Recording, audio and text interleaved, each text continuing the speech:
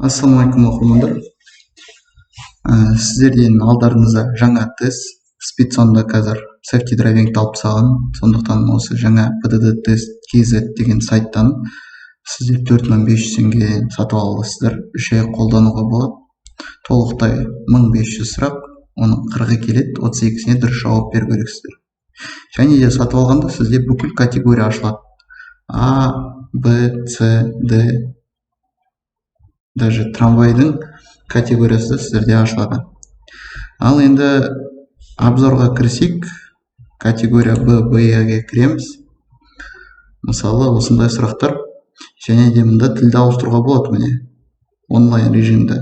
Мысалы, орыс тілінде, мұнда қазақ тілінде және ағылшын тілінде. Осы жүргізушілердің қайсысына тура қозғалысты жалғастыруға рұқсат етіледі дейді. Мысалы, мұнда екеуіне де тыйым салынады.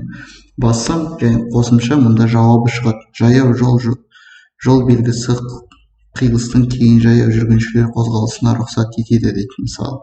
Және де мұнда қосымша анимацияларында қарап өтулеріңізге болады. Осы тік белгі дейді. Осы тік белгі нені хабардар етеді? Қысқа бағылы жол құрылыстарының мысалы, көрдіңіздер ме? Дұрыс жауап бермесе, мұнда астында дұрыс жауабы шығады. Сондықтан сіздер өте тез жаттауларыңызға болады.